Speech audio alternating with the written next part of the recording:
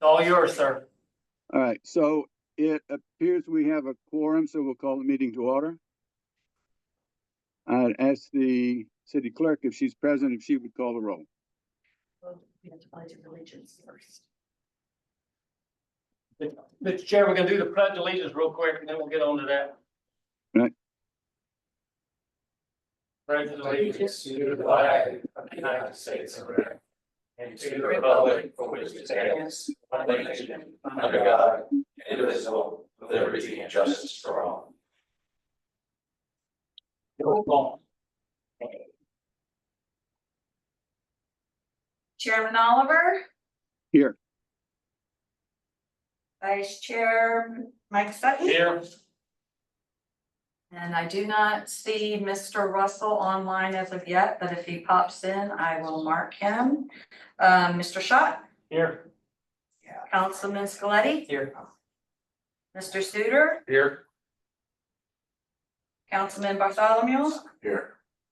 City Manager Scott Marshall, Here. City Attorney Ben Coppedge.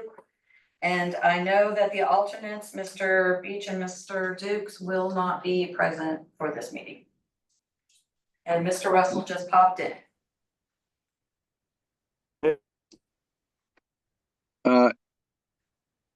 The meeting minutes of the previous meeting have been distributed. Is there a motion to approve those minutes? So. Is there a second? I'll second. Any discussion? All in favor? Aye. Aye. All right. Meeting minutes are approved. Old business, Mr. Mr. Chair, did you want to have a meeting agenda approval for this meeting? Item 3. Oh, yes, I'm sorry. The meeting agenda for this meeting has been distributed. Is there a motion to approve it? So moved. Second. Any discussion? All right, the meeting agenda for this meeting is approved.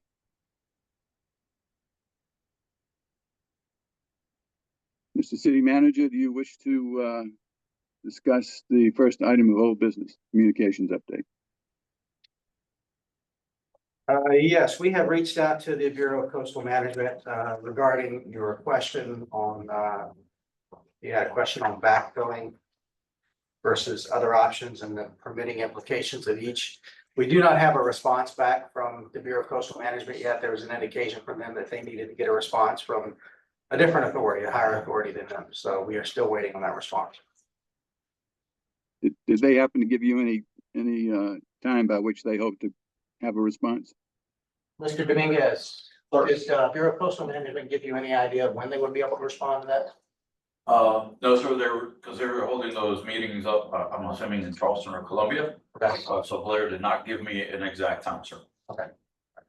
We do not, Mr. Chairman. We will continue to keep the committee informed.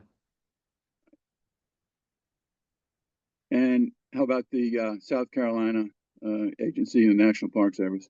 We reached back out to SCPRT a couple of times before we got a response.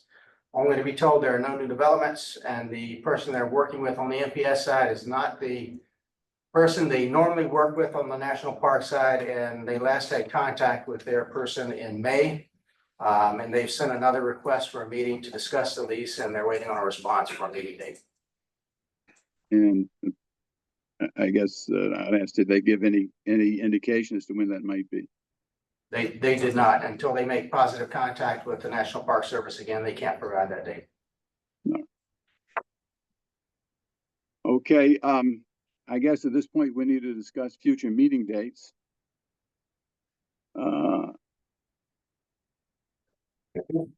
Mr.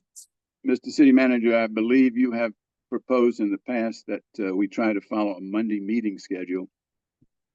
Going forward now, would that still be convenient with the city staff? I believe so, as long as the clerk's not aware of any conflicts. As it stands right now, your next meeting had already been voted on to have on October the 6th.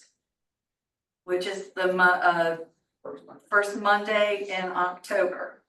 So that was set at your first meeting. Now, if you decide that you're going to be changing that, you know, you can do that, but your next meeting in October had been set.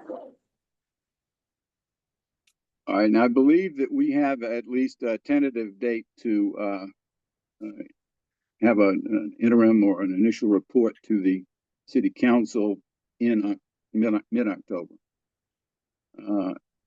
So I believe that meeting, at that meeting, we would prepare or at least put the final touches on that interim report. I don't see at this point, another need to schedule another meeting between now and the middle of October, but if anybody else does, this would be a good time to do it. If not, should we go ahead and schedule the meeting after that one for the first Monday in November? And I'm not sure what that date would be. I mean, November 3rd, Mr. Chairman. Is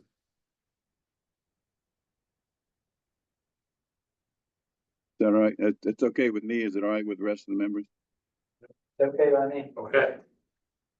And as long as we're on a roll, shall we go ahead and set a meeting date for December, the first Monday in December? That would be December 1st.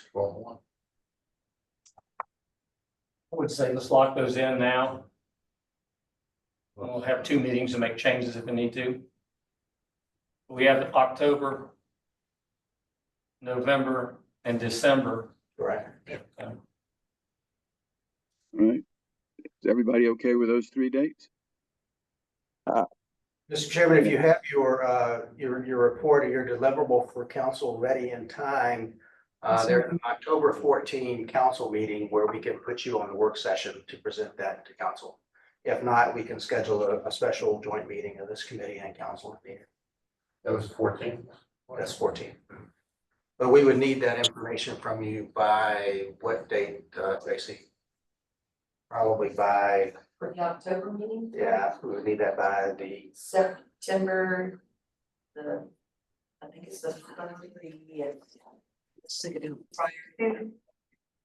for the October 14th, you would need to have their information to us. October. Yeah.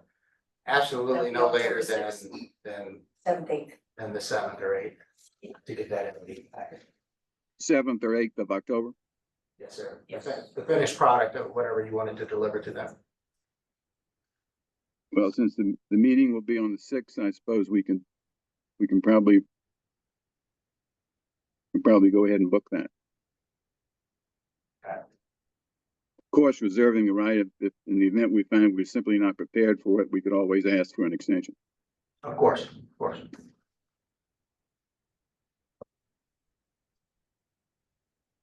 All right, so is there a motion to set the next 3 meeting date? Actually, the October 6th date has been set, but to set the 2 meetings following that for Monday, November 3 and Monday, December 1.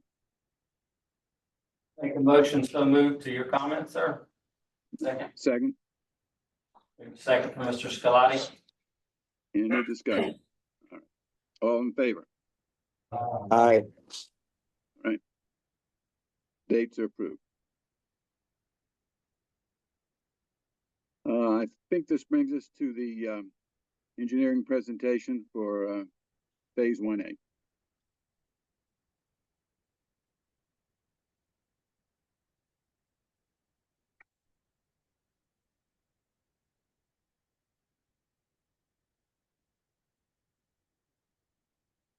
Members of the committee, just so you know, the disclaimer here, this is the first time staff is seeing this as well, so it's with all of us at the same time. So what we've seen phases 1A, correct? And that's it? Right. Okay, that was 6%. When I came in here last time, we were almost substantially complete with phase 1A. We were about 3/4 of the way through. So today I'm going to talk about the results of that and then how to move forward.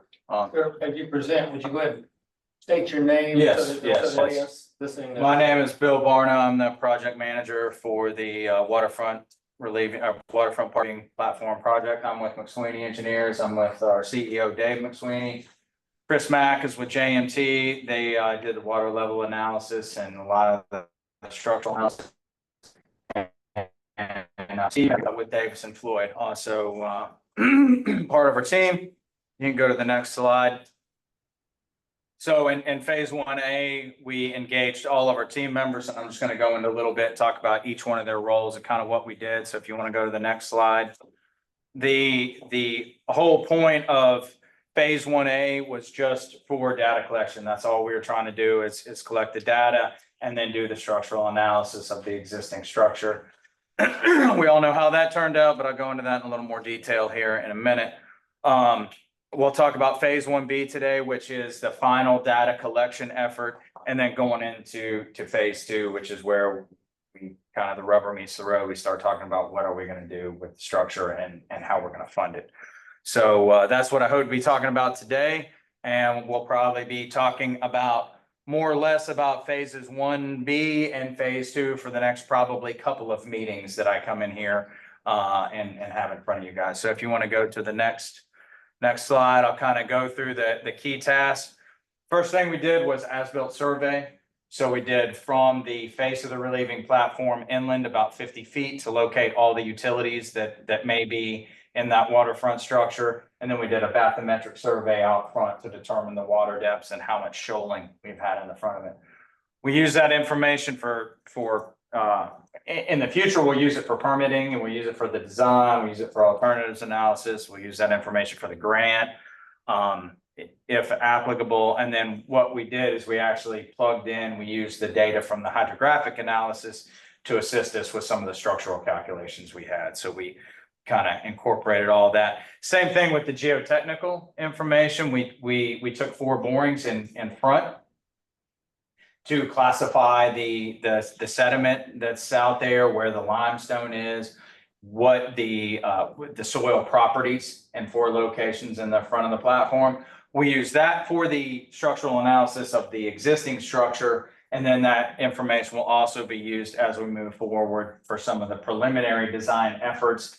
And then as we get more and more detailed in the project, we'll have to get more geotechnical information as that comes available, kind of depending on which alternative that we end out on. So we already use that for the pile structural analysis. Geospatial and reference information, essentially that was just a task that we had out there to determine what kind of open source information was available. In other words, we went through the GIS, looked at the county records, looked at the state records, looked at NOAA, looked at what the Army Corps had, just to try to get a picture of, okay, how much data is available to this area that's already been gathered, what studies have been done, storm runs, the coastal hazards have really been defined. The Army Corps has done a lot of work in coming up with storms and wave heights and wave parameters and synthetic storms. And there's a plethora of data that we can get out there for free. And so that's what this task was try to find out, okay, what is available. And the results of that was we determined that there's plenty of information out there that can be used for various things. One, in the alternatives analysis, preliminary design, certainly with the permitting, when the permitting agencies look at cultural resources, archaeological resources and the like. So there's plenty of information out there. If you want to go to the next slide. Design water levels, that was a huge part of this project that Chris undertook here. And if we have some more time this evening, he can go into greater detail about that. But essentially what we did was look at what the expected water levels are going to be, and just from a preliminary standpoint, and determine what are some of the potential ranges of water levels that we can begin to analyze for looking at a new structure or looking at the park as a whole. So part of what we found during that analysis, at least preliminarily, right now the top of the platform's at elevation 6. Okay, and at that elevation, we know that it gets overtopped several times a year at that elevation. we looked at it again and it looks like we could continue to increase the height of that pier up to about an elevation of 9. You could actually make it 3 foot higher than it is now. And it would offer protection for some of the buildings and some of the businesses up on Bay Street. So you could get some resilience to sea level rise, future storms, if you raised it up to, say, that elevation 9, 3 feet taller than it is now. Anything after that, you have diminishing returns because then floodwaters could get in from other ways on the Beaufort Peninsula, right? So we basically, with the water level analysis, what we did is we're able to start now bracketing a couple of water levels that we can look at, or a range of water levels. So as we go through our analysis, and let's say we come up with alternative A is, let's rebuild the pier and make it look exactly like it does now, but let's raise it higher. Well, how much higher? And so going through this water level analysis then allows us to look at, okay, what would be the cost benefit of designing for that higher elevation, or looking at another approach which is called dynamic adaptive policy pathways, which is we say, okay, well, in 50 years, we're going to have to be protected against that elevation 9 water line, but we don't need that today. What if we design a new structure for elevation 7.5, but design it so that that structure can be adapted in 30 years to handle the load of bringing it up to an elevation 9, if that should be the case. And so that's what we're trying to do with the water level analysis is that inside every alternative that we can pose to what we should do downtown, there's also a range of water levels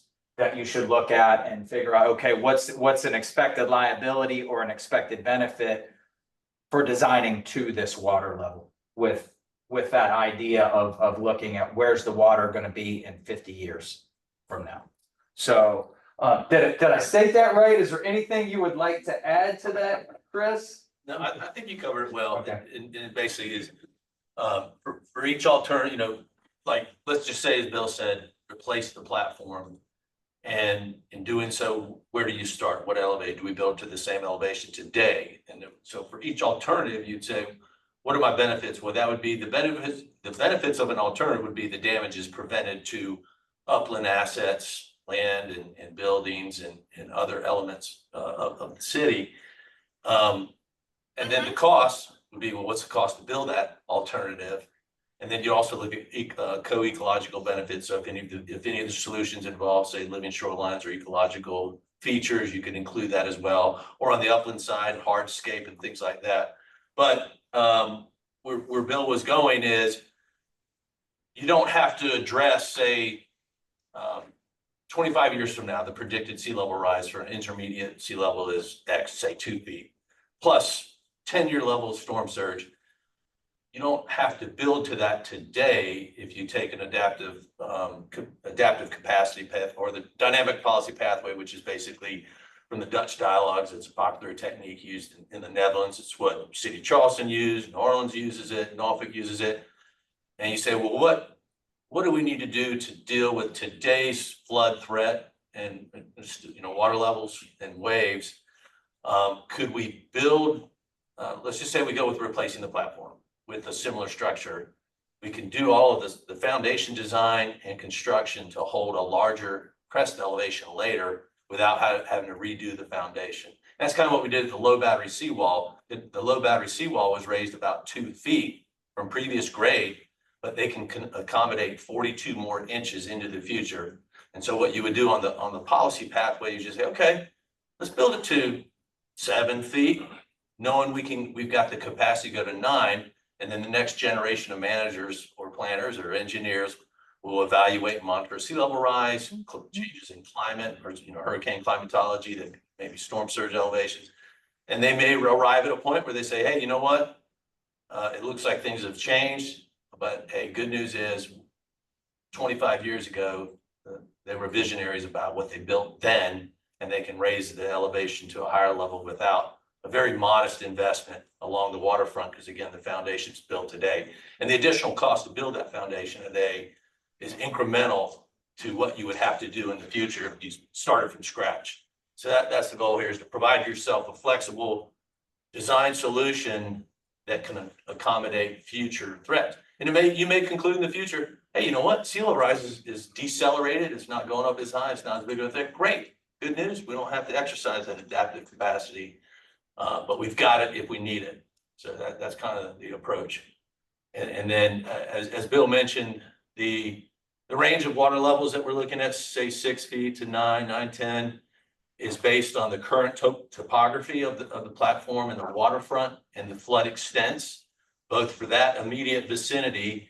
And then what happens, say, when we go over 10 feet, now we're looking at a different scenario of flood pathways coming in from the backside north of Bay Street and just inundating there. So it's like any protective flood defense you do on the front, that's great. You'll reduce wave runup and overtopping and storm surge to a certain level. But at some point, the scale of flooding in the surrounding peninsula is so large, it's a different solution. It's a much more, it's like the Corps of Engineers coastal storm risk management solution that I know they've talked to you about doing a study for the whole city.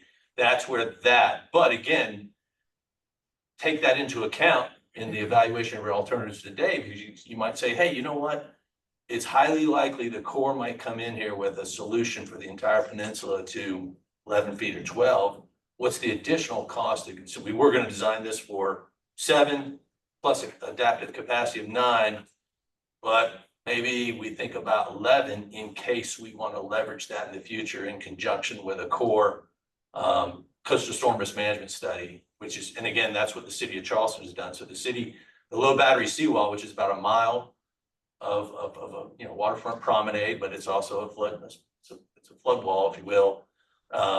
They've got the ability to rapidly adapt to a Corps of Engineers CSRM, and the Corps proposed a 12-foot high seawall for its project. Currently they're at 8.5, but they've got the ability to go to that. So again, we'll get into a lot more details as we get into this alternatives analysis, but key is to, think about all of the different scenarios and the alternatives and solutions, and then evaluate your benefits, your costs, and any co-ecological benefits, and then also community benefits as well. And you can expand your benefits to look at economic impacts as well. Thanks. Yeah. Any questions on that before we go to the next?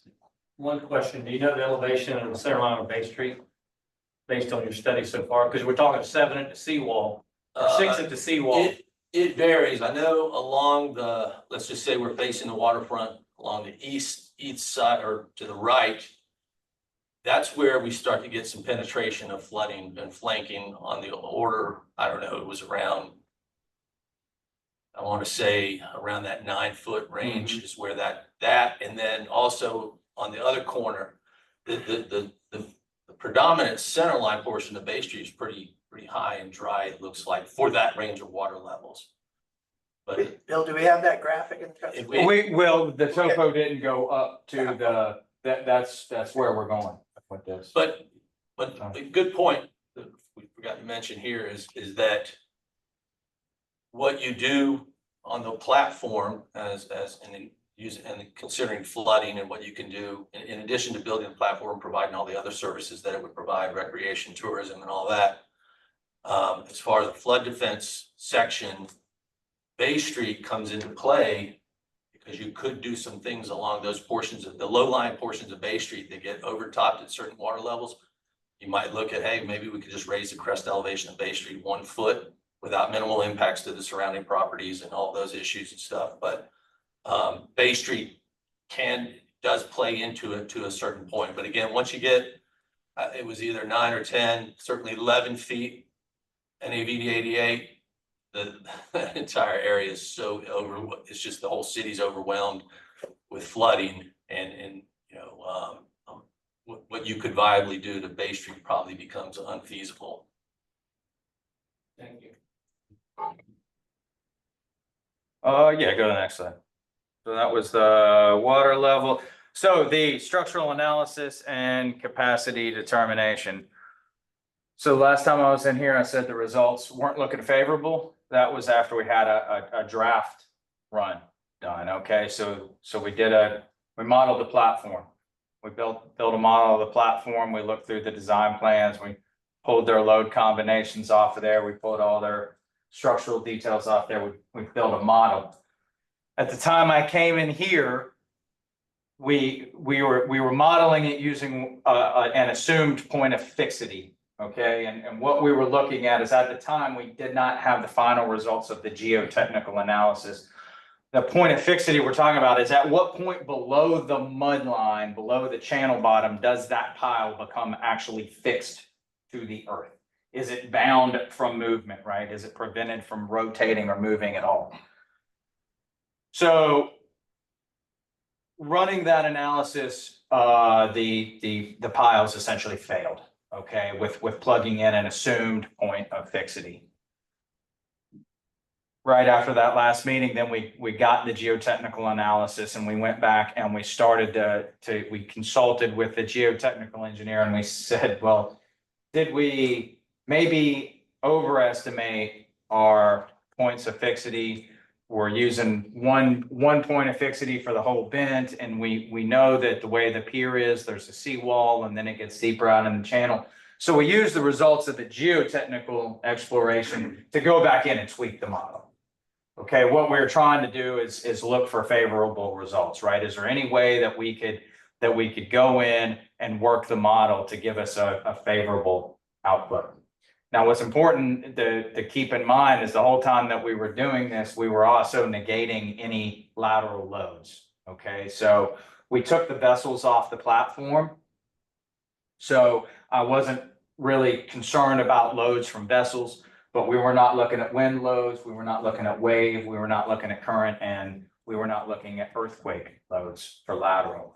And yet just under the axial load, just under the dead weight of all the dirt, the 6 feet of dirt that's on top of there, the piles were still failing in our analytical model. Okay, that was the second iteration.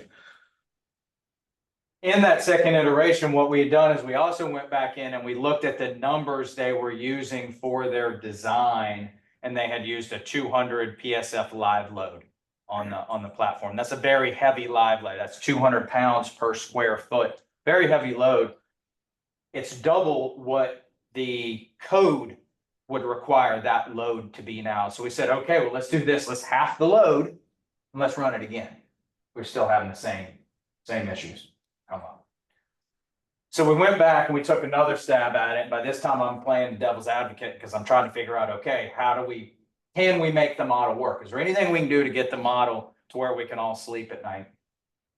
So we went back, we looked at the geotechnical information again, and we said, well, look, the geotechnical information doesn't account for this silt that we have built up around the piers. And as you guys recall, on part of the impetus of this was the fact that we have so much siltation under there, we can no longer get to some of these pilings. That silt really has no structural value to speak of as far as supporting that pile, but something's better than nothing, right? So we went back in and we said, okay, well, let's plug something's better than nothing into the model and see if something's better than nothing can help us with the reduced load, with all these other things that we had tried to tweak. And in the end, what we found out was, look, back in the 70s, they designed that structure all the way up to full capacity. They designed it to fully utilize all of those piling. They're 12-inch piles that support the relieving platform, 570 of them. They're 12-inch square.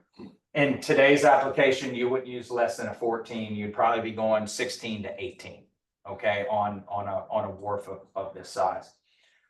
So the original designers, they designed it all the way up to full utilization of the pile.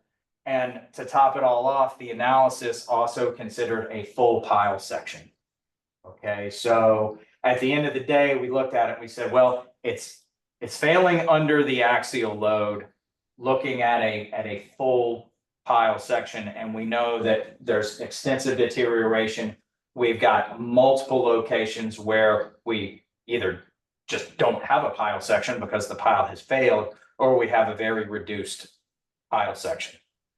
All indications were pointing back that if failure occurred, it would be through buckling. Okay, which basically means the pile would collapse.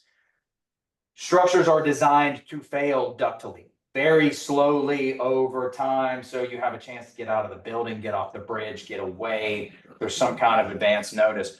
What scared us was that it was all pointing to buckling, and if it goes, it was going to go catastrophic. It may be limited to one area, but it would also have the implication of literally dragging the other areas down with it if there was to be a failure. And looking at all of that and looking at the model 8 ways from Sunday, there was no good way we could sleep at night with the results we were getting, to be able to come in here with a straight face and say, yeah, it's all good. Okay, so that's how we got to making the recommendation to you guys to, like, we got to keep this thing closed. Okay, is there any questions about that analysis? Yeah, go ahead. Just add to what I remember what Paul put in the structural assessment report was that there were 2 primary modes of failure. One was material, which is what Bill was talking about, axial. So basically, how much weight can we put on this pile before it can't take any more weight and I guess disintegrates or whatnot. But then the buckling was the other one, and that was the one that was, I think Paul concluded that you could take some additional load and handle, and the pile could handle it materially or axially, but for buckling, it was like any deterioration of the pile, even 5%, 0 to 10%, I think he said, it just, the model buckles it. And that was, yeah. I do have one question. It just relates to earlier repairs that your company, McSweeney's company, helped us do. I think it was 2001 was initial repairs, in 2005 and 7 or somewhere in that range. I'm off on the dates, but the encapsulation and epoxy coating of the pilings they could reach at that time. Does that have any impact on the tensile strength of those piers or those pilings? It doesn't, because what essentially what was driving the buckling was the point of fixity, and you know how long the pile was, and where the point of fixity was well below the mud line. So even though we reestablished full pile section above that, right, and got a full pile section back, so as Chris was saying, materially it could handle the load. It's just that due to the relative narrow size of the pile and the length of it, it was failing and buckling because of that. So bringing the fixity level up to the bottom of the platform would be the solution, right? Well, I mean, just throwing that out there. I mean, if you could do that, you know. But you'd have to do that. Bill, you'd have to successfully transfer the load, Yeah. like a pile jacket from the pile bent all the way to that point of fixing. Yeah. And for, I don't know how many piles we're talking about, speculating, and then some of the piles are cracked or missing, or what sections are missing. Well, the reason I asked the question about the epoxy and the coating is because we go down this road. I mean, that part from its conception has been repaired about every 5 to 8 years. There's been some huge expenditure by the taxpayer, where through grant or very little local monies have gone into it. We just plainly didn't have any. But the bottom line is we're locked into this situation now where we took federal dollars to build or repair part of the park, and they're limiting our ability to do other options. So you have a park that's, my opinion only, failed design from the beginning. And now we're into delayed years or later years where, local communities faced with having to deal with this. And your presentation is fantastic because it really describes the problem, but it also echoes the problem that the design is faulty for what we're trying to do. That's why some of the conversation about, we can't keep, or in my opinion, again, we can't keep putting piling fixes. That park needs to be seawalled and backfilled and made it a non-floating platform, period.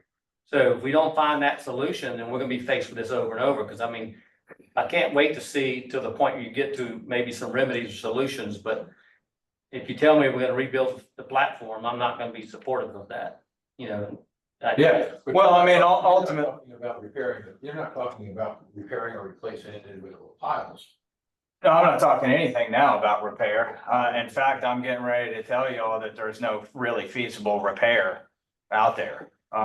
Now, that said, the money that the city, that the state, that the Fed, whoever's kicked in to pay for those pile jackets, was that money well spent? Absolutely. And I'm not just saying that because I'm the one that made the recommendation and I'm the project manager and I was the guy that was inspecting it. I firmly believe we were able to slow down and bolster the rate, or slow down the rate of deterioration and bolster the critical piles where it really matters. I stand behind that, but those days are over. And that's what I had realized in 2024 when I swam out from that thing and saw the cruise ship above my head and all those piles that we had just jacketed. And I said, okay, well, money well spent, but this is not sustainable anymore. So that's what led us to get here. So any other questions on the capacity determination, how we got there? Check the online crew here. Mr. Oliver, Mr. Russell? No. No. I have a question. It's, it doesn't directly follow from this presentation, but in your review of the historical documents, the engineering documents, is there an explanation anywhere in there for why the city at that time made the decision to go with this design? No, there were, to my knowledge, no. I mean, there wouldn't be in a set of construction plans. I have every reason to believe it was engineered and properly engineered at that time. But, you know, you got to think 50 years ago, there was no design, highly analytical design software that we have now, right? When we're talking buckling, we're talking theoretical stuff here, right? But it's all based on accepted practices and ways. Yeah. LRFD. I understand that, but my question is basically this option of going with a relieving platform versus the seawall option, for example. Did you run into any documents that explained why they decided to go this route? Well, we know why the city went this route, and I believe that Dave explained it last time, is that a relieving platform is to give you relief from the shoreline, right? To get your vessels further out, so now you don't have to come in and dredge your boat basin, right? You have a low platform that then you can moor vessels up to. And I think in the 70s, they were looking for there to be just a bunch of shrimp boats tied up there, and it was just going to be a booming waterfront wharf, kind of a quasi-commercial, quasi-public type of entity there. And so that's the thought of the relieving platform, is it gets a structure out into deeper water that you're not going to then shoal against and then have to worry about dredging, right? It pushes that further out into the channel where your current would be. So that is most likely why they went with the relieving platform type of design here, that with the low area.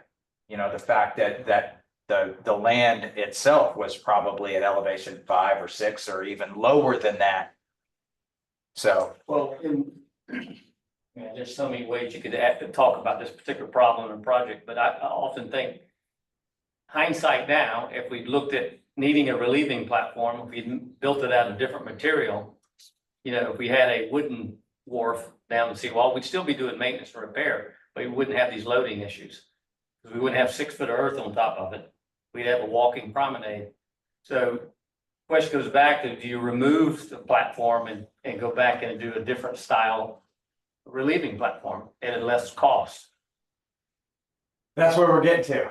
That's the type of input that I need, you know, that we're looking for input from you guys. And I'll go over some of the alternatives that we have kind of just kicked around. Any idea of cantilevering, relieving platform out from the land with counterbalance into the soil and still have the relieving platform take take it away from the. Well, you could only cantilever something like that so far. But how far out is this? 15? That's 36 feet. 30, okay. 36 feet. So I mean, could you do it? Yeah, sure, you could do it, but at what cost, you know, it'd be, Okay. so.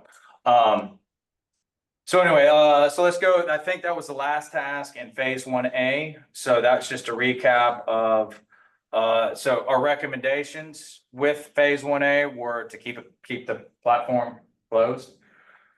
Modify, and begin phase 1B. By modifying, I just mean that we had a, phase 1B was for a final data collection and modeling. We think it would make the most sense to wait and do any modeling we need to do when we come up with a preferred alternative or when we narrow down alternatives. There's no reason to spend money chasing down models now when we don't have a clear game plan. But what I'd like to do is expand the land survey, and in phase 1B, capture the data that you were talking about up to Bay Street. As we start to look at the dynamic modeling and the water levels and the cost benefit analysis that Chris was describing, if we have survey data up to there, and then specifically if we know finished floor elevations of those businesses, that will allow us to go in there, and then we can start quantifying, and we can say, hey, guess what? If we build to 7.5 and build adaptive capacity in there to bring us up to 9, you could expect this economic benefit via the fact that these buildings are now protected from flooding, except for in X, Y, or Z event or the like. So there's some cost benefit in there to really determine, okay, what's the optimum height of the new structure? So that's really the only thing we want to do in phase 1B is just expand the land survey. Then the other question is the day dock. Do we want to open the day dock back? And that is a question that I have for you guys, but we have a mechanism in there now that we have money in phase 1B, I believe 194,000. It shouldn't take that to do the survey work. So do we use some of that money and get access to the day dock back? And essentially what that would look like is we would, instead of supporting the gangway on the relieving platform, we would have another bent, probably steel pipe piles, support the gangway, and then we would have a small bridge structure, very much like the gangway we have now, that would go across the relieving platform, but would open up the day dock. Okay, so that is an option that we kind of need to hear from the city, but we can start the permitting, the design, whatever, to eventually in the next, I don't know how long I can tell you that the relieving platform will be shut down. It'll be shut down for years. So if you want waterfront access through there, we need to open up the day dock. So we can modify phase 1B to incorporate that and roll right in there if you so choose. And then the other recommendation we had is begin phase 2, which is really 2 parts. One, figure out the list of alternatives, cull that list down, and then start chasing down and doing alternatives analysis. Start running through the dynamic approach to the water levels, trying to figure out what our costs are going to be, what our benefits are. That's one side of the equation.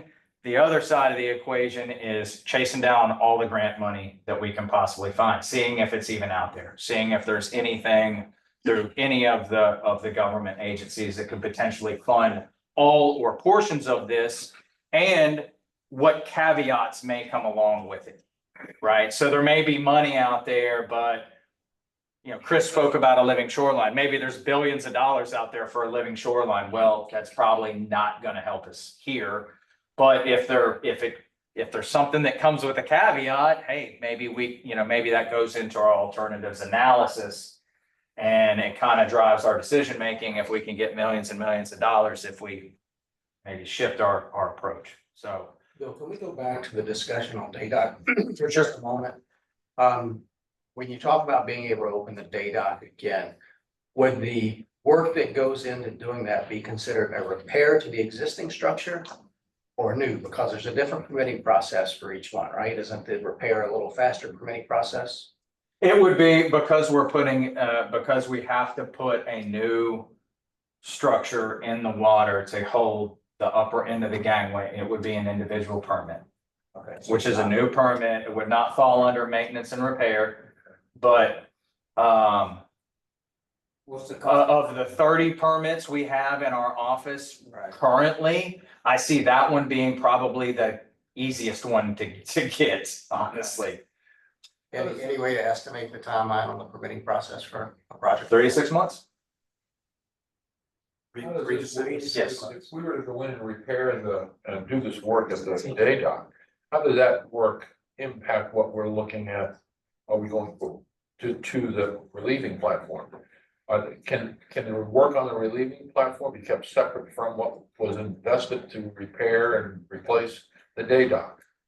Yes, So there's, yes. so it can be incorporated, the new, I'm gonna call it the new day dock can be incorporated into any work that we plan on doing. Well, To the relieving platform. Are we wasting our money doing that? no, I don't think you're wasting your money to do, so let's just say 5 years. Let's say it's 5 years till now. Let's say in 5 years from now, we're all standing down on the promenade, shaking hands, and because we just got the ribbon and we're about ready to go to Saltus and have a couple, okay? That's 5 years. You can have 4.5 years of an open day dock while that's going. Now, how much is that gonna cost?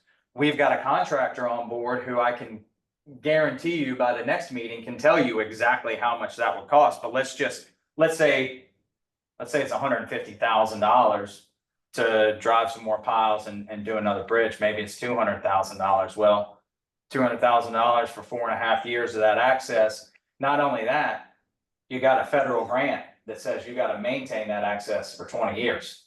So you kind of don't have a choice. I mean, you do. But Mr. Chair, I'd like to move that particular discussion further down the road if I can, by making a motion that we have the permitting work completed for the day dock connection to the mainland, based on what we just heard. Have that at least executed, find out what the cost is, let the staff understand what that means. But go ahead and start heading that direction, because I truly believe this is a long-term problem. And the day dock, if the cost factor is there, it's worthy. If you're talking more than a year, we need to do it. If it's gonna be, even less than that, it may not be worth the money. Now, I own 2 docks and I've had a lot of pilings. I have never spent $200,000 for pilings and a gangway. So I'd like to see your contractor, which I know it is, maybe we should tilt one with him, but we need to find out how we can actually do this, a little bit different. I mean, in other words, if it's 2 pylons holding up into the gangway and aluminum platform crossing the 30 feet to the palm trees or wherever it goes to, it should be a lot less than $200,000 in my mind. But if that's the case, then let's expedite that as efficiently as possible and have it ready for next summer. Did you just make that motion? I'll If second you that. did, Second that motion. All of that, yep. Did staff catch any of that? Just for I'll go back and clarification, listen to it. the motion would be for this committee to make that recommendation, and I think that should probably be in your deliverable that you take to council if that's one of your firm recommendations. I think that's how that works. Mr. Chair, did you get that? Yeah, I think so, but I want to untangle it a little bit. I think before we could make that recommendation to council, we would need to have this presentation. And the timing of that would be sometime between now and the 14th of October, but hopefully before our meeting on October the 6th. Might require a special meeting. so right now, the motion would bring it to the point of investigating the permit process and trying to estimate the cost for the work. And then if we could get that information prior to the October 14th presentation, then it could be coupled with that presentation as a recommendation to council. Correct. Okay. And what type of procurement method will we have to use for that? Is that a sole source, or is that gonna be a part of under the umbrella? If it's a different permit, are we gonna be bound by RFQs? Yeah, it exceeds 100,000, so. An RFP? Yeah, it's a good question. I think given the uniqueness of this, we could explore a sole source. There are some justification you could use.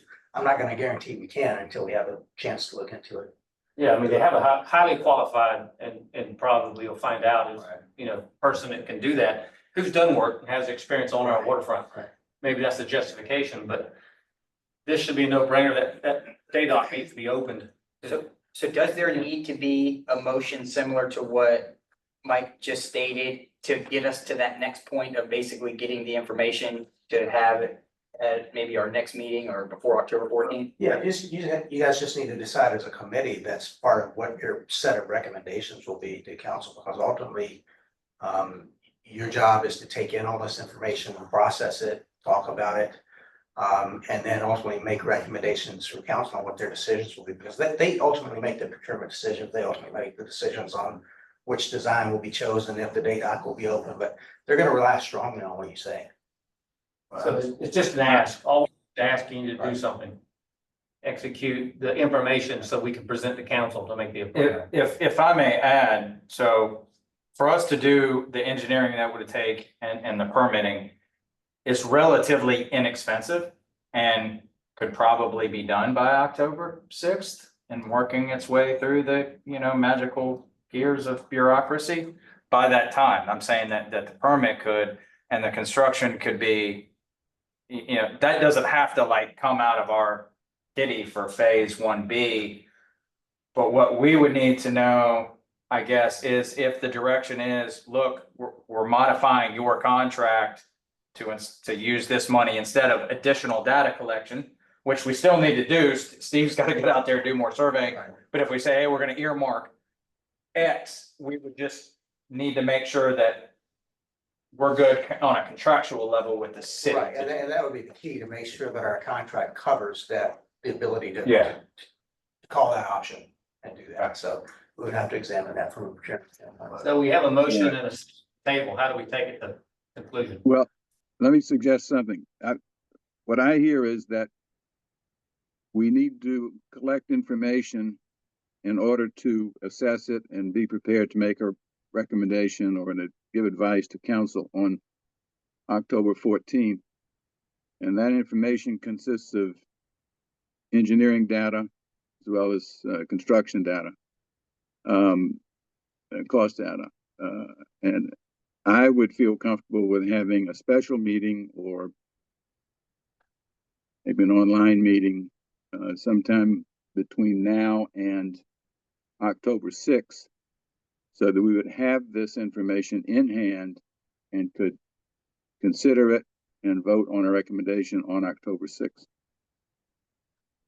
Recommendation to council that we think this ought to be considered, but I think it would be, we'd come up short if we just sent them a recommendation to consider this without any facts around it. I can come up with a budget before that. I can give you all a number. I really think. If that's what we need is a budget, I can get it.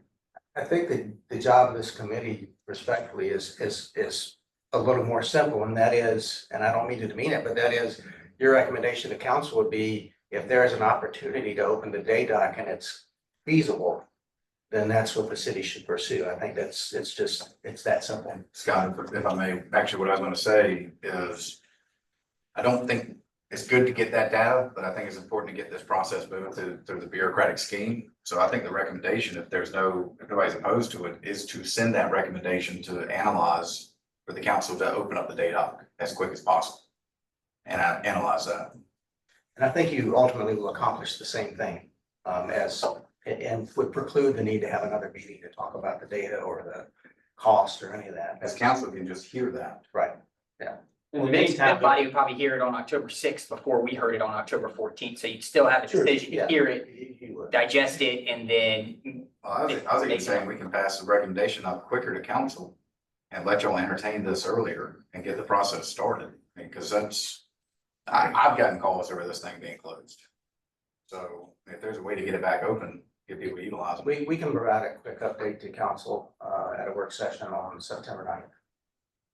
well, the first question you're gonna ask is, what are we talking about for cost and time? So Right, that's- and Bill says he can get some numbers to me for. So that's why, that's the gist of the motion, was to get that part started and kind of give them the head nod to go, let's get this Yeah, going. and I don't think, and what I'm saying is, I don't think you need a motion to do that. Okay. Because again, this committee doesn't direct anything. Gotcha. I'll just go ahead and get the numbers and give it to whoever they got to go to, and then y'all How about make if a I decision. And withdraw my motion? as soon as you tell us to go, then I mean, we've already started looking at it. Because we were just waiting for you guys to tell us to start, so. So, Mr. City Manager, based on this discussion, what will be the mechanism by which this information gets transmitted to council? And what will the information be? Well, Bill will provide some numbers and hopefully get me some more information with regard to the permitting process for the recommended alternative that would open up the day dock.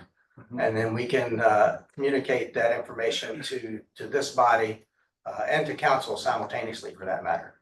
And I think it's fair to say that the collective will of this body is that we take the measures needed to get the day dock open. Would we get the information by October 6th, which Yes. is our next meeting? Yes. So we'd like you were suggesting, we'd see us take a look at it. And kick it on up to the council. Yes.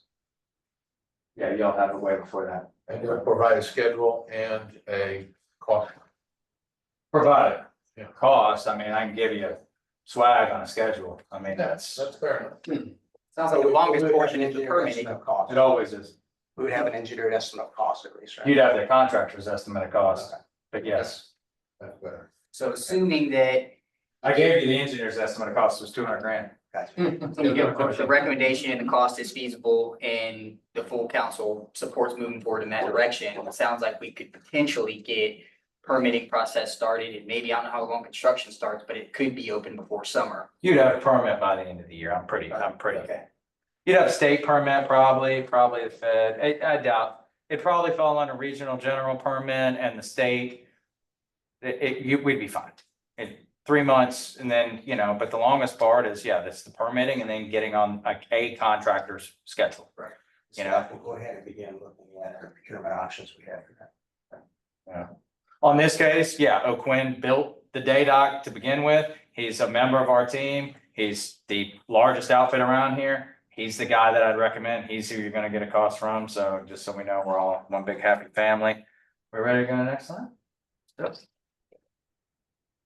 Okay, so I spoke about this. You can kind of see this is about the extent of where the survey left off.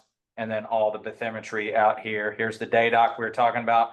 For those of you that aren't really aware of what we do or what we would do here, essentially, speaking of the day dock, is we would probably put a piling here and a piling there, and then support this gangway with that piling, and then we would have a bridging structure, which would probably be another gangway, or it would look like a gangway at any rate, would just span over to the palm ring.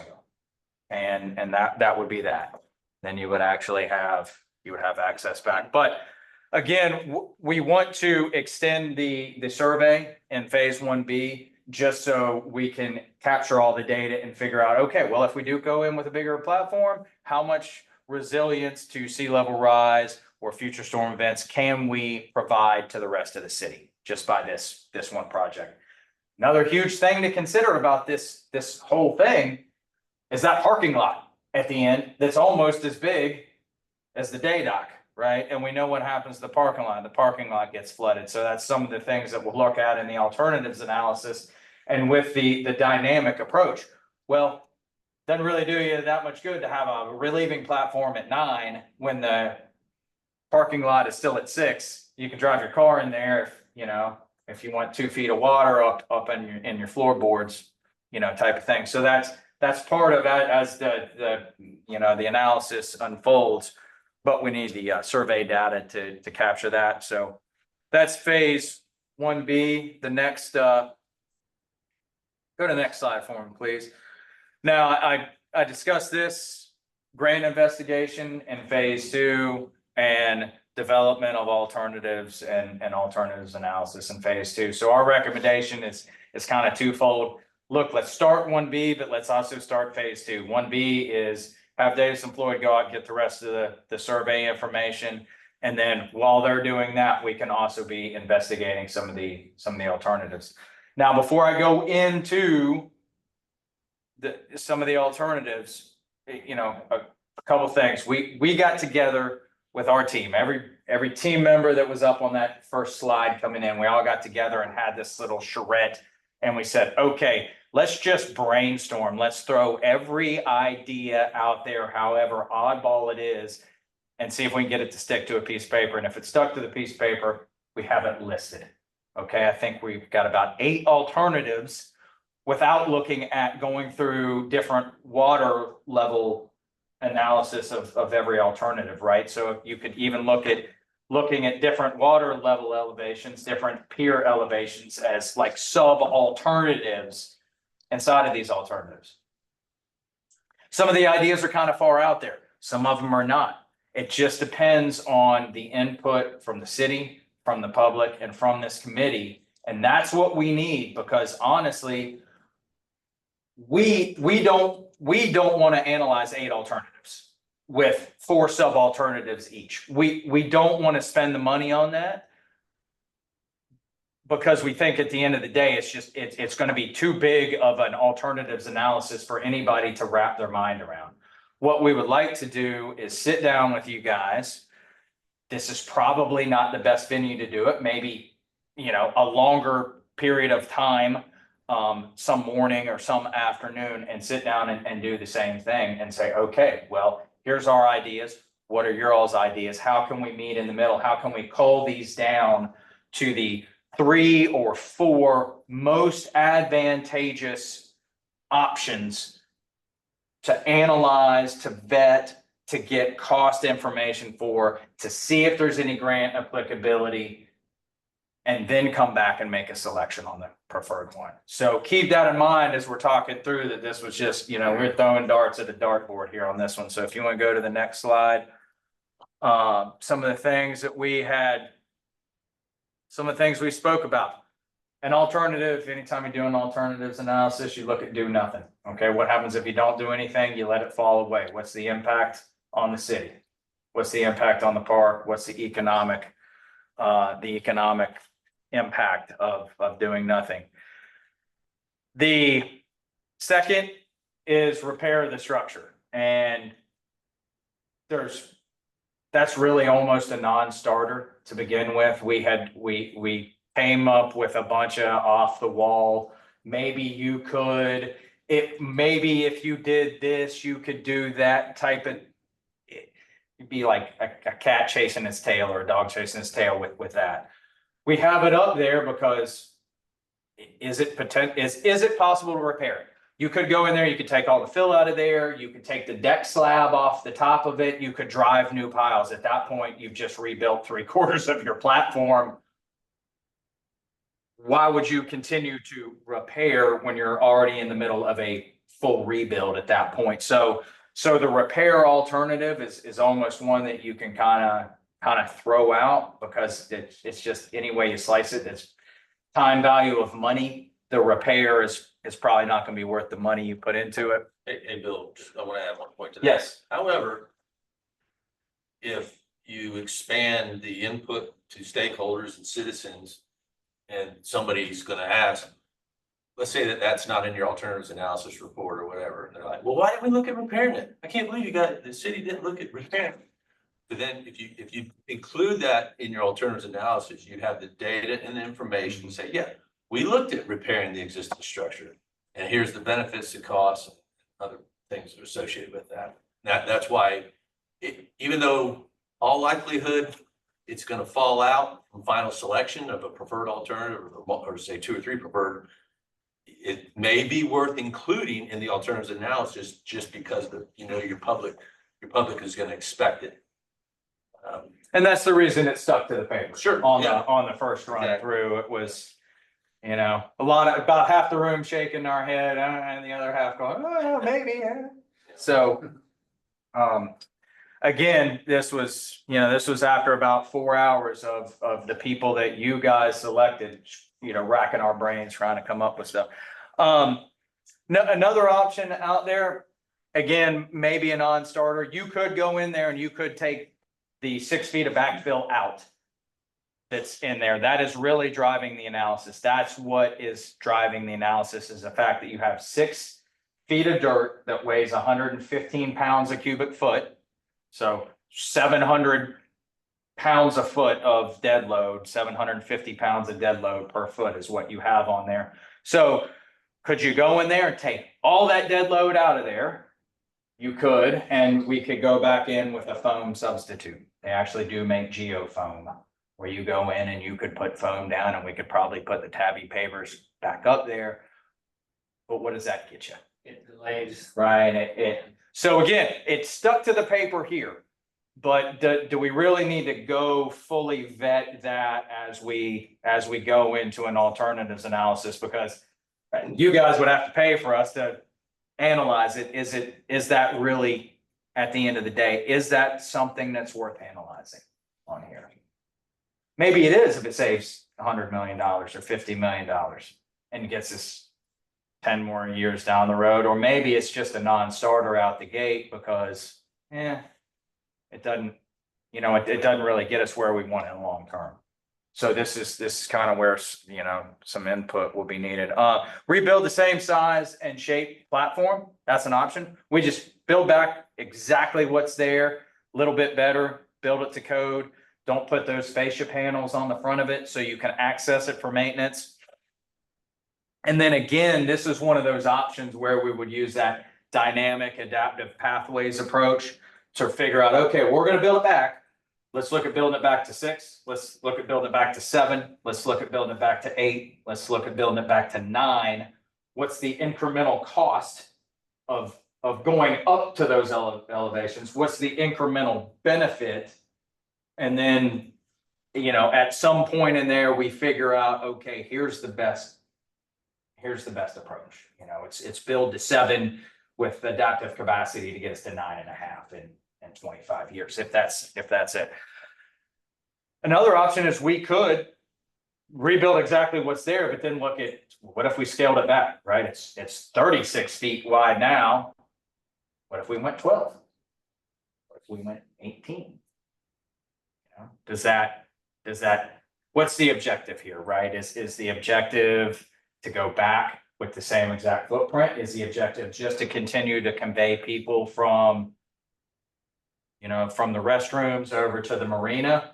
What is the goal there, right? So you do put back 50% of the footprint that you have there now, and it's pretty easy to, you go with the same size and shape, or you can go with a third of that for a third of the cost. So that's another thing, and that's where we would need input from the Waterfront Committee and from the city as to looking forward. Well, what is acceptable? Nobody ever likes to see a smaller footprint. Nobody who owns property wants to see less property in the future. That's just how it is. But it's something to consider, because if it is $100 million to go 36 feet, and that's not doable, but it's only 50 million to go 18 feet, maybe that's a little more doable, especially if there's potentially some grant money in there that gets you 2/3 of the way to the 50. Maybe that's worth looking at. Well, it sounds like the relieving platform is the costliest piece of this whole equation. Having that as part of the design concept seems to be will drive higher numbers. It will, well, just because the fact it's pile supported. I mean, that's part of it. You got to drive every one of those piles at whatever that costs, which is not inexpensive. When you're talking about rebuild on 4 and 5, are you talking about replacing all the piles or keeping the piles? No, I'm saying just a complete rebuild of this. Small. Yeah, there's nothing. There's nothing left then. There's nothing left to salvage out of there, and it just wouldn't be worth it. We could go back with a smaller size. The other one is, look, can we replace it with a seawall? That's what everybody wants to know. Can we put a seawall in front of this thing and just fill it in with dirt? Because it sounds so easy and so inexpensive, and that is so far from reality, but it's an option. Okay. I heard there's some mentioning, somebody else has been talking to Blair about if we could fill it in or not. I have already had a meeting with Blair a couple of weeks ago. I am trying diligently to get the state to acknowledge the critical line as it was placed in 2015 when we did the day dock. When I did the day dock in 2015, they certified the critical line, the state wetland boundary at the face of the structure. Okay? That's huge. Now this time, we had it surveyed, it was surveyed back to the seawall. Okay, and that's where they certified the line, which is 36 feet back from the face. So what you have to understand is if you drive sheet pile in front of that, then you're filling in acres and acres of wetland. Okay, what I'm trying, what we kind of begged BCM to look at again, and they realized that because there is basically land over the water, okay, there are trees growing on the other side of the critical line, growing on the platform, that this is a little different scenario than other wharfs, say up in the Cooper River, that are at a shipyard, right? If they certify the critical line at the face of the relieving platform, that means that everything back from the face of the relieving platform is not in a jurisdictional wetland. Okay, that makes the regulatory burden significantly different. Well, how on do we that. push that conversation? I've already pushed the conversation as far as I can push it. Well, I get that, but what's the next level? Above Blair, I don't know, whoever your Congress person is. Nancy Mace, whoever is down here. Look, it may not happen because at the same time, McCormick Taylor, who was about ready to tear into a huge chunk of this relieving platform to put their outfall for the drainage project, they have an existing permit for doing that hole. And they have a state and a federal permit to do it. I don't know where that line was placed. My guess is it was placed at the seawall. It might be an uphill battle to get them to go back and say, yeah, the critical line is. Does that have an engineering so far though, to put an outfall under a relieving platform? No, look, I've talked to the design engineer, and regulatory had them hamstrung in the whole process. And it's my understanding that they did everything that they could within those design engineers, that they were looking to move that outfall. They didn't want that outfall to be there, and the Army Corps was like, you got this. This is what you get. So, unfortunately, and that's, I like this idea. It sounds good though too. It's not, building a seawall there. You got to realize on that corner where they're getting ready to put that pipe through the wall. Well, that's 27 feet from the relieving height platform where it is now to the mud line. So that's a 30-foot tall wall. Before you get to how long does that wall have to go below the mud to stand up? It is a huge feat. Would it be less expensive to do the seawall than a new relieving platform? Probably, depending on how much mitigation you might have to buy into to do it. So regulatory plays a huge role in the alternatives analysis, right? Because you can come up with the greatest alternative in the world and then have the state be like, yeah, nice try, revise and resubmit. So what you're saying, in 2015, the critical line was at the face of the waterfront, and then now it was changed again to be at the seawall. Yeah, and that's because I in 2015, the state, when Jordy Madlinger was the agent down here, I think he thought, just like everybody else, that relieving platform is a seawall. Okay, because most people think that it's just a seawall because of the way that it looks. And I think he certified it correctly based on his understanding, his knowledge at the time.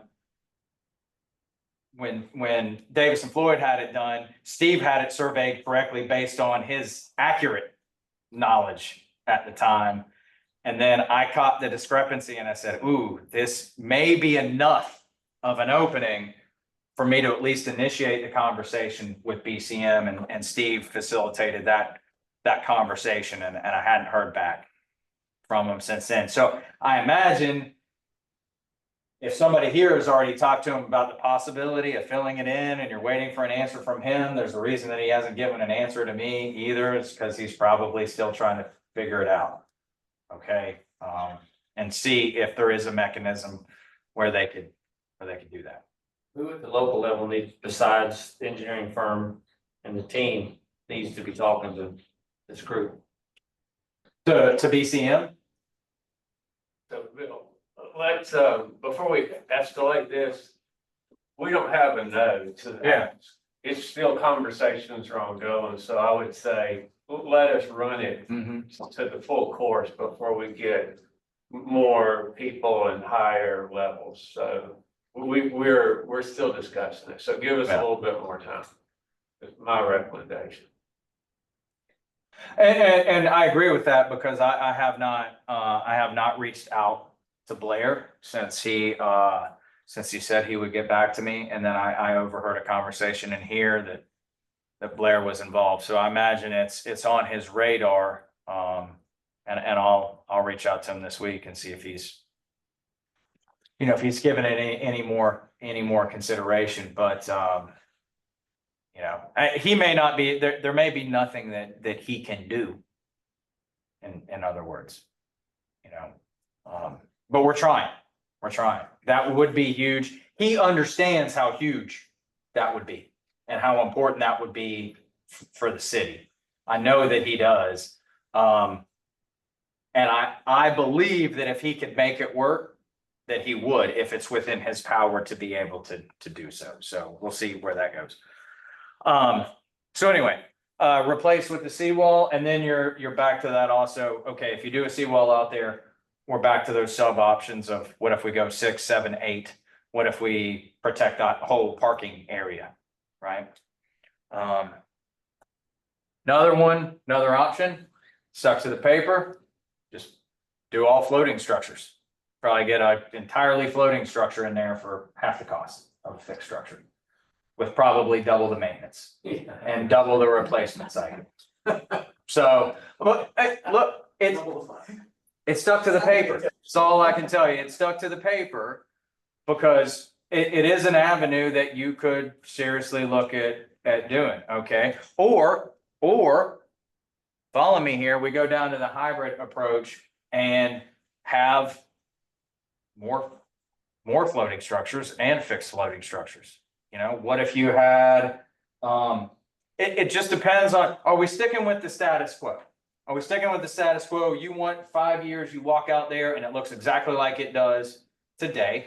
That's an option. Or do we try to think of, okay, well, what do we want out of this park? Do we want to maximize the user experience? Do we want to get guests to the park closer to the water?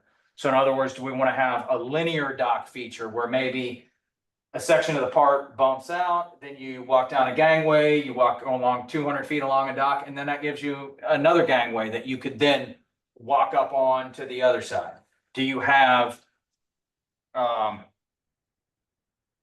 narrower promenade? Do you want some curves in it? That's just the thing is like, what's the vision out there? Is there a hybrid where, hey, look, there is a demand out there. The day dock has been such a success. What if we go try to get some federal money through the boating infrastructure grant? We try to do a linear pier out there, get some more money there. Have it so people can actually fish out there. I don't know. I'm just saying that is something that the city and Beaufortonians need to be looking at is it status quo, or do we want to look towards doing something visionary? You've lived here long enough. What do you think the answer to that is? Status quo for sure, I'm sure. But that's what everybody said. I mean, everybody hated the day dock. There were people lined up to say how much they hated the day dock until it got built and they saw it being used, and then all those people were like, "Oh, I was for it the whole time." So Was it the designer? I mean, we fought years of any change we made. And I brought in a photograph today. I want y'all to look at from 1983, about 9 years after the initial park was built, and it's not the same park. Right. So when you look at that and realize since 1983 to today, there's been 2 major repairs. That park completely changed the way that park looks and feels against the design concept that originally put that park into play. Yeah. So there's, it's hard to say it's the same park anyways. Sure. But Yeah, and so you can look at this, the way I see it is you can look at it as, it's shut down. What are we gonna do? Or you can look at it as, hey, man, we got a real great opportunity here to be stewards of this awesome asset for the next generation of people. And that's some of the decision that we gotta get down to making is, yeah, look, I mean, you guys could come back to us, and if you want to make our job easier, just say, yeah, we want you to come back, add 1 foot of elevation to us and give us exactly what's there, just make it easier to maintain. That would make our job tremendously easier. I think that is the direction. You know, and and look, if that is the direction, then we can modify phase 2 to going right into, you know, grant investigation and preliminary design of that option, if that's what you so choose. I'm just thinking that the community as a whole is gonna want us to do due diligence and start analyzing, you know, some of these options. I know for me, if I was gonna narrow down and look at, you know, these alternatives, one, it comes down to funding for a lot of it, but would be number 4, number 6, and number 8. I think those are the ones I'd want to see analyzed further and actually see if there's any drawings that could be seen and shown to the public. Yeah. And analyze the costs associated with it. Sure. Agree with that. Okay. What's that? I mean, I just don't think anybody's gonna buy off the idea to do a concrete relieving platform as it was designed before and replace it in kind. I don't think that's the Yeah. answer. But so the hybrid kicks into play in my mind at that point. And the hybrid might be the same exact shape and size, different materials, right? So maybe it doesn't have 6 feet of dirt on top of it. Maybe it's like I said, a wooden walk ramp or platform or some other material choice, or the backfill is a foam, you know, as opposed, but still, I don't want to see the concrete underwater like it is. I mean, we just have no faith that's gonna be a long. Yeah. Well, even on rebuild with the same size and shape, we wouldn't go back with that design. All I meant by that is it's the same footprint. Everything else inside that footprint is up to code, and would take all the challenges associated with the structure as it exists today and get rid of all that. You know, the access and the dirt and the fill and all, yeah, we would get rid of all that with the new design. So we can go to that's kind of the 8 that we spitballed there. If you go to the next one, so yeah, we were just going to request a meeting with you guys to hash that out. If you guys say today, hey, at 4, 6, and 8 plus the do nothing alternative and rebuild back how it is now, then we can forgo that. But if you guys would like to have a meeting where we can sit down with the rest of our design staff, some of our other structural guys, some of our other modelers, and have a deeper dive into these alternatives and what that may look like, we can make that happen if you guys want us to come back. Okay. Guys, there's something on the agenda already for the 6th, or is this something that could be rolled into that? October 6th. Were your meeting on the 6th? No, there's not anything on the agenda yet. We have a couple of agenda. Even longer period though, we need a coffee table discussion, so we have the whole team in here and. Yeah, that's essentially what we're talking. It's like another charrette basically, and give Chris a little more time to speak about that dynamic adaptive approach. I took a note here to look into scheduling a workshop, not just a meeting, but a workshop, maybe an afternoon of this committee, and we would publicly notice it, of course, and the public would be invited. But that way, that would allow council to be able to come in and take a look as well with you. And then when you provide a recommendation to council, they will already be familiar with some of these options. Now, we could do that in the other facility over here. Open room with tables and worktops. Well, not a Bureau of Coastal Management does it. Oh, they are now? Okay. But we could have it at the police department, at the training room, should be plenty of room there. Yeah, I think a charrette concept and meeting, you know, open to the public, open to the council to be able to walk through, and this committee would be, you know, huge as far as at least going through your scenario and having some of those alternative ideas. The question is, does this committee want to have that meeting prior to your October 6th meeting? I think we would have it for our October 14th presentation. Well, absolutely, yeah, I agree with that. Have it on the 6th. What does the chair think about that? I think it ought to be before October 6th. Or what about on it? Would on it work too? On it, but it's gonna be a regular meeting on October sixth. We'd have to expand the time. We'd be fine with Right, me. can you do it before October sixth? That way you can discuss what your recommendations are at October sixth, and you can formulate that, and then you have your input coherent, ready to give to the council for the 14th. So I'll try to get a workshop scheduled between now and your October sixth meeting. Is that acceptable with you, Mr. Chairman? Yeah, I prefer before October sixth, actually. Okay. I'll see if I can find an afternoon or a morning that suits most, that we can do that. This would be a public meeting, correct? Yes, sir, it would. We would also invite city council. We might even label it as a joint workshop of city council and the Waterfront Advisory Committee. That's awesome. That was really my next bullet is city and public input is kind of where we figured we were at this stage. Cause we don't want to start going down a path that there's no reason to go down. Spend a bunch of money where spending a bunch of money isn't needed. And then we need to start hearing input.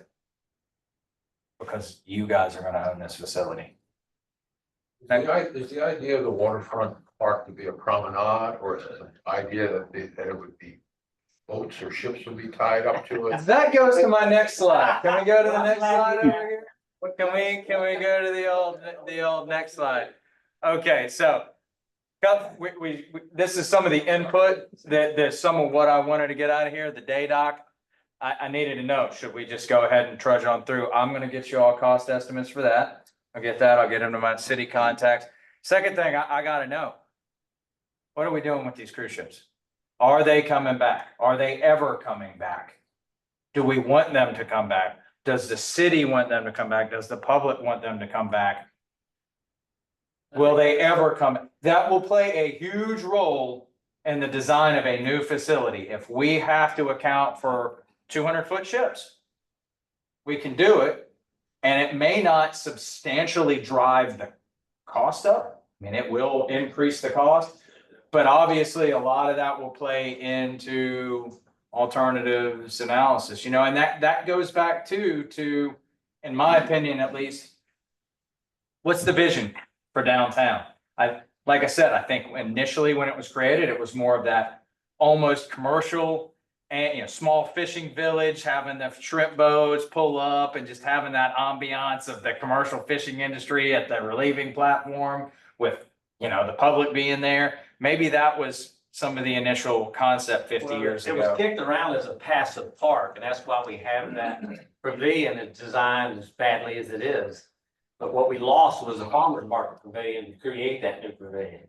So there was a big split in the city, the public input at the time the park started and was designed. And it was pushed to be a passive park. There weren't even supposed to be concerts in that park. So to answer your question, promenade, yes, walking, sitting in the swings, quiet on the edge of the river. That was the general concept. However, they put the ballards in for the ships. And even in 1983, the picture I have right here shows 2 cruise ships moored at the seawall back in that time period. It was meant to bring in vessels, but whether they're shrimp boats or cruise boats. Sure. They were coming since the very beginning of the park, yet half the public believes they should never be there.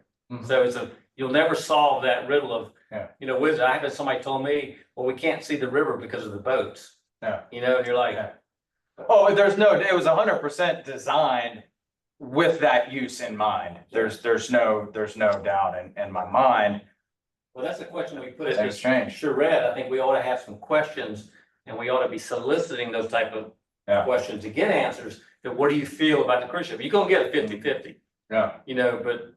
But there, I think there's some selling points on both sides, but I think that has to be. Well, and I have heard, the business, the people that run the businesses downtown, they want the cruise ships there, but the people that run the businesses don't necessarily own the property. And the property owners may not, so I know there's some internal, there's some rub there that's, but obviously that plays a huge role and what it'll look like too, especially if you start looking at, okay, if we're gonna go into a hybrid facility, then, okay, do we bring that in as a consideration? Yeah, look, we still want to be able to bring in a 300-foot vessel if we need to bring one in. We don't want to have the capacity to bring in 5 because we're not the Columbus Street terminal. But, you know, we want to have one section of it that's got the capacity to bring in a ship. And then the rest of it is the passive park ideal or recreational vessels or what have you. As the Port of Port Royal continues to develop, and if they're successful in what they're gonna do down there, what we don't do will affect us. So if we, you know, my thoughts all along was we did a bad job designing the park at the beginning. We did part of what we needed to do, but we didn't even put water or sewer connections on the seawall. So you can't even service a boat like that coming in. So that, you know, they didn't expect that to be a need back then, but that is a need. And if you walk down there in the past and seen the 400-foot of garden hose ran from the marina Oh, yeah. store all the way down to the cruise ship, you understand what I'm talking about? Seen it. So I would say it's probably safe to assume that all the alternatives that you put up on the previous slide could be engineered to support a cruise ship if that's what the feedback supports, right? Correct, yeah. Yeah, now there would be some changes, right? Like, let's say there was a hybrid structure where we said, look, we got overwhelming public input that we need more floating structure out here, that the public wants to be closer to the water and they want to tie up boats more. And we entertain that concept. Well, we're not gonna have a floating dock that's gonna hold a 300-foot ship. That's not gonna happen. So that could affect some of those alternatives, but any one of them could be engineered with that capacity. Well, you could just set dolphins out there and they don't have to board the wall. You could do that as well, and that was something that I spoke to the city early on when I said, look, you gotta take, these ships can no longer moor on this facility. That was the first thing that I think I told Linda a year and a half ago. And then the other thing we looked at is, okay, well, if there is a desire to bring it back, we could look at doing breasting dolphins, you know? And so, yes, you could, and there you go, you could have, again, that's kind of like the hybrid facility, right? Where you could have not necessarily the whole structure would have to be designed to handle the mooring load. You would have auxiliary structures that would potentially take those mooring forces. So marginal impact on cost, but still is gonna play a role. So that's something. Another question that I have, are there any other alternatives that we didn't cover? Any oddball stuff that you guys want to throw at the screen and see if it sticks? I tried the cantilever as well. It didn't stick. I was thinking of the Skyway over the Grand Canyon, and that's a pretty interesting cantilever structure. But our structural engineer, one of our structural engineers started thinking about how much real estate you would need to accommodate a cantilever. But anyway, but you can make the case, you know, if y'all want us to look at it, we can look at it. And I bear some of the responsibility for, I think, option 2, the half-baked idea of taking the dirt off and replacing it with foam. So, It's not a bad idea, but it still leads us for the problem we know. of course. Well, it does, and again, like I said, it's just throwing, you know, what's gonna stick. And Well, it then- might come into consideration on alternate design where you say if the landscape has to happen, well, let's don't use dirt, we'll just add in dead load. Let's Yeah. use lightweight materials everywhere we can to increase the engineering capacities for whatever we're trying to achieve, you know, so Exactly. it is feasible to do that. Sure. Yeah. Was the option of doing away with the elevating platform, relieving platform altogether and going back to the natural seawall? Yeah. I mean, that is an option that we could I mean, that would really almost be like in the do nothing option. Right, it would just Platform off and leave the pull seawall. the platform off and leave the seawall. I think we threw that off because we thought the real estate was so important. We did talk about that, and then we looked at it and we said, okay, what's the reality that the city of Beaufort is gonna want 2,000 times 36 square feet less of waterfront real estate? And so we just that one did not stick on the paper, probably for that In our reason. charrette too, and this ties somewhat into the analysis.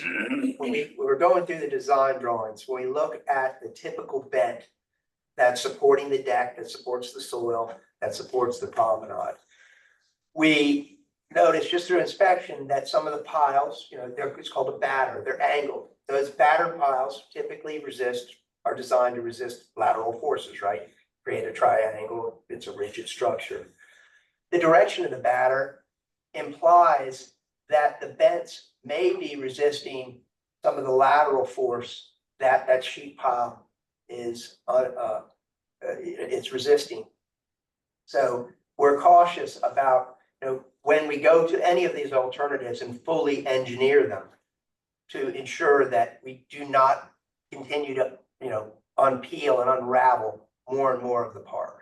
So that concrete pile sheet wall may in fact, or may not, when we get there, we will determine that, be supported in part by the existing structure. Well, I think in terms of sustainability, I would think that would be an option we want to explore. Wouldn't that be one of the easier sustainable options? Which is fine, yeah, I mean, and that's even better, that's a really easy option to explore. And while you do lose a lot of square footage of the park, we've lost that square footage now. Yeah. It's gone. Yeah. And when I think in terms of being able to sustain this and being able to afford to sustain a solution down the road, this is Yeah. not gonna be an easy fix. And as you pointed out, Mr. Sutton, the city has spent millions and millions of dollars on a regular basis, maybe not our dollars, but somebody's dollars, trying to maintain pilings to keep this relieving platform in place. What if we don't have a relieving platform, but we have a really nice park? Yeah. It's easier to sustain. It's more cost effective. No, I mean, that's, and I agree, I mean, that's something that we can absolutely look at if. That's something the committee needs. I'm just an ex officio. No, yeah, but that's not everybody's floating around us. You have to ask those questions, what if we shrink the park back to a logical place? We lose part of the park, there'll be a lot of outcry for that. But I think we have to ask the public that comment, and if we get them together as much as we can, at least ask, I mean. Yeah.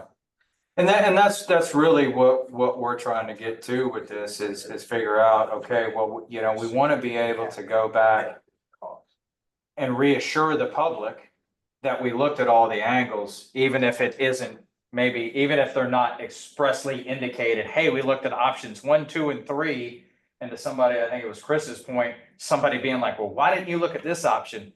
It's like, we want to make sure either through public engagement or through these meetings or through the first 2 pages of that report that says, hey, look, we looked at X, Y, Z, Q, R, and S, and we threw all that out based on public input. And this is what the city asked us, this is what Beaufortonians asked us to look at. You very briefly mentioned living shoreline. Do you just see that as totally unfeasible? Probably. Yeah. Yes. Yes. Yeah, but depending on the alternative, we could look at living shoreline features.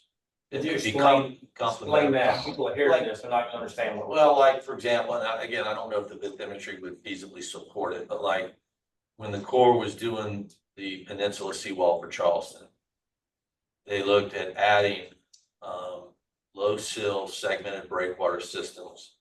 Kind of would create living shorelines, aquatic habitats behind them. Oftentimes it will form tombolos that will then grow into or evolve into marsh fringes and stuff. But they, from a flood damage prevention, they would reduce wave damages. So that's why they were considered as an additional feature for one of their several dozen alternatives is to add these living shoreline type additional features to the seawall. The seawall is there to provide the primary prevention of flood damages from storm surge, but they also looked at waves in their analysis, and so it's like, well, you can take care of static storm surge to an elevation of X, 12 feet, but at a storm surge event of 12 feet, you're gonna have significant wave height overtopping and flooding the opposite side. So they added these breakwater features, and then they did several variants of that.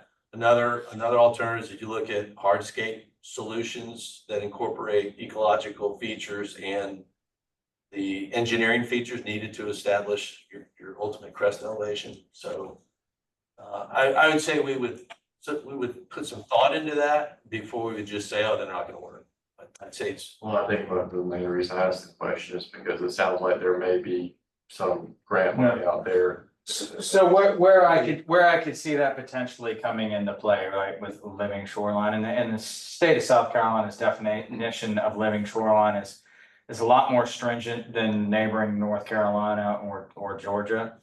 But where I could see that scenario coming into town is, let's say we go, Scott's idea, we're just gonna get rid of it, we're gonna go all the way back to the seawall. So we're gonna get rid of that negative environmental impact, and then in front of that seawall, what we're gonna do is we're gonna bolster it up with some oyster gabions or something that would then stabilize the shoreline and promote oyster growth. That's a big thing for living shorelines in South Carolina. It's got to have that oyster growth or it's not a living shoreline, basically. So I could see in a situation like that, maybe that would kick in, because then it's like, oh, okay, well, if we did that, then we could get enough grant money to do that. And then maybe, yeah, there's a way forward. It would look a lot better on regulatory because you're reducing the impact.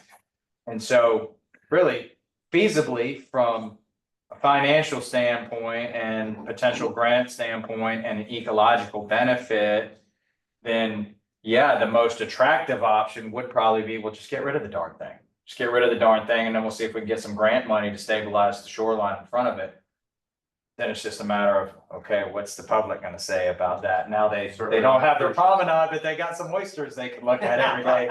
That's a hard sell, so. Well, I also wonder if there would be any appetite from the regulating agencies to, if you were promising a living shoreline, would there be any interest from them to allow a seawall that's further out? So, we take away this 36 to get back to the seawall that we have. Will they give us 40 or 45, go back out there, and then beyond that have living? So we can reclaim a lot of what we've lost, but then beyond that have living seawall, which will probably look pretty nice. Of course, it would get rid of the ability of cruise ships to dock, but it would look nice and give us some money. From the regulatory, it keeps coming back because I can hear Blair saying this in my ear. It's got to be reasonable for the intended use, right? So, that's the other thing that you got to look at when it comes to massing of the new facility and what features it will have. Right, it's easy to go back and say, well, we want to get what we have there now, and we can prove it's easily within its intended use. The other thing we could do, we could probably go get another 10 feet, because we've got years of data that says, look, we've got cruise ships that are sitting on the mud. We need another 10 foot out because we want to bring the cruise ships back. They need another 3 feet of water to draft. So that could go a lot of different directions there. It's just, there's so many avenues that you could go down. That's why it's like, look, let's try to funnel these alternatives down to a few really good ones. And analyze those so we're not chasing down every little what if possible. Hey, if the marching orders are chase down every little what if and we get paid to do it, then hey, For me, a lot of this gets bottled down and filtered whenever we have the public meeting and get input from. I think so. It's the kind of thing where we have a public meeting, but also have some type of publication put out. A large spread in the newspaper explaining these different things to bring more people, get more input. Because I know we hear a lot where half the town wants the promenade and the other half doesn't want the promenade. There's so much, and when we have our public meetings, half dozen folks will show up. Yeah. And that's about it. But then there's a whole hell of a lot of. You're not gonna win that battle, is the problem. It's easy. We just place an ad on the Beaufort Insider. Okay, we have them just place that ad and we'll be good to go. Look, we just need to be open about it. We need to put it out there. We need to invite the public, and we need to sleep good at night knowing we did our best. That's all we can do. Yeah, I agree. And I think when you present it, you don't just present, you want a promenade or you don't want a promenade, you got to explain the implications of each. Yeah.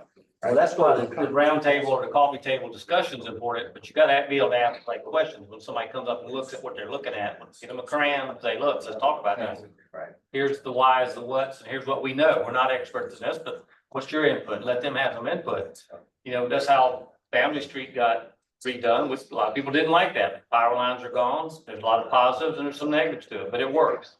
But it took a charrette. It took, there's a lot of people had comments that never went anywhere, but there's some of them, exactly, they can see their input right there on that. And that's where we're trying to get with these last two bullets, you know? Is there anything that we hadn't thought of, or is there anything that just we need to take off the table right now, like an entirely floating structure? Hey, I'm happy to take that off the table if that's a non-starter. If we were voting, I'd say take it off. My main drive is long-term maintainability. Look, I don't want the city to build anything that they have to come back to and do what we've been doing. And the floating dock is a nightmare for maintenance. Yeah. So, no, I mean, don't do floating devices down there. Then the other question is, are we sticking with the status quo, or are we gonna be visionaries? And that's more of a question for the public too. So, so our marching orders, I'm gonna get information on the day doc. And I'll start talking to the team about putting stuff together for this charrette. Now, if we're trying to do all this in the next couple of weeks, I don't know how much renderings and stuff like that we could even feasibly accomplish by then. Do we need to have another meeting to figure out exactly what alternatives we wish to present to the public? Do you guys want to take this presentation, have a couple of days to mull it over? Talk amongst yourselves, get back to me with a, hey, we as a committee decided that these are the options that we would like you to bring up to the public meeting? How do we want to do this to where we're not doing this exact same thing the next time we meet? I think the joint workshop with council and this committee is where you bring maybe all of these we just talked about again. You don't need to do a lot of work on each one. But that's where it's narrowed down, I mean, in my mind. And then from there, we can develop a public charrette that has a little more information, elevations and all that. That's kind of where my mind is. I don't know what the. Yeah, I'm visualizing people being able to walk into a room, and we may not have to have illustrations or drawings, but at least we have a tagline that says, take the park out, pull it back to the seawall. Right. Have that on a separate sheet over here, have another one, and then the public will be able to walk to them, so look, just check off, you like this, put a tick mark. I mean, at least we have some indication of, where the mindset's at. Build it back just like it is would be one, bigger, whatever, just something. So your bullets are great. I mean, there's no reason not to discuss each one of those and give the public some buy-in by the fact that they can walk up and, I like this one. Okay. So I think for the workshop, we're gonna, not a lot of extra work needs to be done on these options, but when we have the public charrette and the larger invitation, that's when we need to have what you're. And one thing that we know, which we don't know what the timeline is on the answer, is the answer on the critical line. Yeah, I mean, that probably won't play a huge role in the it will play a role in the alternatives analysis, and I'll find out about the critical line. I mean, before October 6th or whatever, I'm sure, Yeah, that's an important one though. I mean, we got a couple of benchmarks that we have to get over, and one of them is where's the critical line? If that solves a lot of conversation. And the other one, there was another one is on the funding for the park, that we used the money already, and the limitations of what we can do, with the park. Like the comment, you can't let the cruise ships tie up because you're leasing the public realm to a private entity.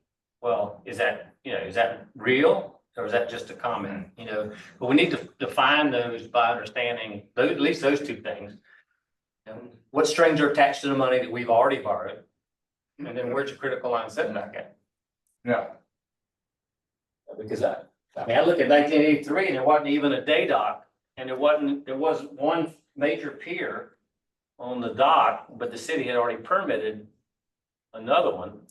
And there's actually two long piers there now, so one got built later. So there's a lot of unanswered questions. So Scott, my understanding is you're going to try to pick a date and arrange for a joint work session with this committee and council.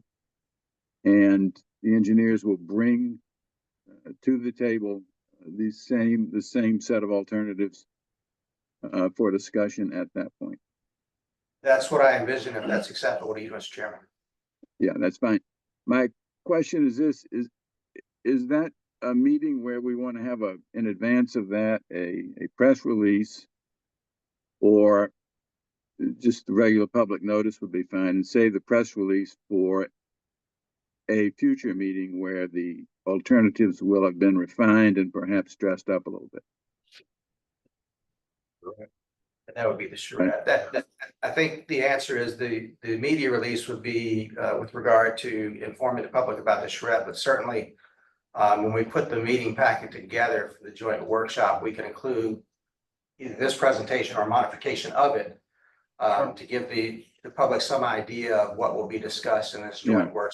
I think given the subject matter, and it's going to be a joint workshop, and then it's going to be 4 hours long, is enough to get a lot of people's attention, and you'll have some. Okay, that's a good approach, I think.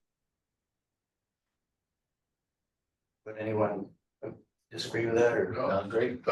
So I'm gonna reach out to Blair, I'm gonna get you some costs, and I'm gonna wait till you tell me when I need to be back here for a joint workshop with these guys behind it. That's what I got. If you have any dates that you're absolutely not available between now and October 6th, please let me know. Okay, we will. We'll cross those out as not available. Okay, and this would be a meeting you wanna have before Before the sixth meeting? Okay, yeah, we can make that happen. Right, because these guys then need to take the input together at the workshop and refine that a little bit into their set of recommendations that they're gonna bring to council and their deliverable. I'll get with staff and we'll get you somebody in a week, just tell you if we got a week that's good or a week that's bad. Sounds good. Thank you. Anything else from me? These guys? No? Bill, thank you very much. Does that Yes. conclude the, It conclude does. the comments and questions from the members of the committee? If so, at this point, we will invite public comment, public questions with respect to the engineering presentation before the engineers depart.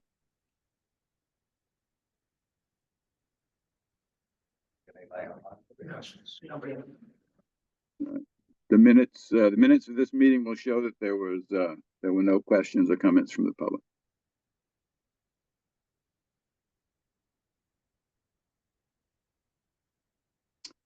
All right, at this point, is there a motion to have this meeting go into executive session? So moved. Based upon the description contained in the agenda for this meeting. Is there a second? Yes, Mr. Chair, I'll make a proper motion that this committee goes into executive session pursuant to Title 30, Chapter 4, Section 70, A2 of the South Carolina Code of Laws for the purpose of discussion of the negotiations incident to proposed contractual arrangements and receipt of legal advice relating to matters covered by attorney-client privilege. Thank you. Any discussion? All in favor? Aye. All right. Always